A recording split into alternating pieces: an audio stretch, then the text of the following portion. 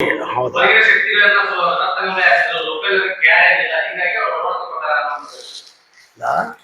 ನಮ್ಮ ಈ ಉಪಚುನಾವಣೆಯಲ್ಲಿ ಕಮತಗಿ ಪಟ್ಟಣ ಪಂಚಾಯಿತಿಯಲ್ಲಿ ಒಂದೇ ಕಡೆ ಈ ರೀತಿಯಾದಂಥ ಒಂದು ಸನ್ನಿವೇಶ ಆಗಿದ್ದು ಅದು ನಿಜ.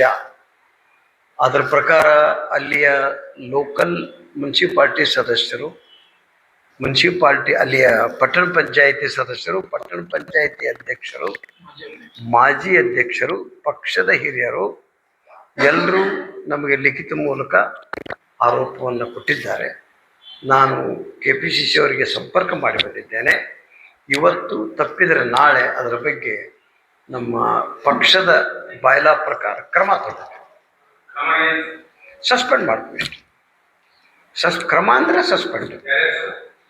ಎರಡು ಪಟ್ಟಣ ಪಂಚಾಯಿತಿ ಸದಸ್ಯರವರು, ಒಬ್ಬರು ಒಬ್ಬ ಜಮಖಂಡಿ ಇನ್ನೊಬ್ಬನ ಹೆಸರು ಗುರು ಪಾಟೀಲ್ ಅನ್ನೋ ಒಬ್ಬ ಸದಸ್ಯ, ರಮೇಶ್ ಜಮಖಂಡಿ ಅನ್ನೋರು ಒಬ್ಬರು ಮಾಜಿ ಅಧ್ಯಕ್ಷರವರು,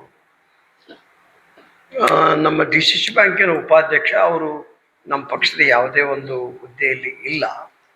ಅವ್ರಿಗೂ ಕೂಡ ಆರೋಪ ಲಿಖಿತವಾಗಿ ಕೊಟ್ಟಿದ್ದಾರೆ. ಬ್ಲಾಕ್ ಅಧ್ಯಕ್ಷ ಅಲ್ಲಿ ಅವ್ರನ್ನ ಕೂಡಿಸ್ಕೊಂಡು ಕೇಳಿನೂ ನಮಗೆ ರೇಟಿಂಗ್ನಲ್ಲಿ ಕೊಟ್ಟಿದ್ದಾರೆ. ನನ್ನ ಕೆಲಸ ಅಷ್ಟೇ ಉಳಿದಿದೆ. ಇವತ್ತು ನನ್ನ ಕೆಲವರು ರೀತಿ ನೀತಿ ಪ್ರಕಾರ ವಿಚಾರ ಮಾಡಿ ಇವತ್ತು ಕ್ರಮ ತಗೊಂಡು ನಾನು ನಾಳೆಗೆ ನಿಮಗೆ ತಿಳಿಸ್ತೇನೆ.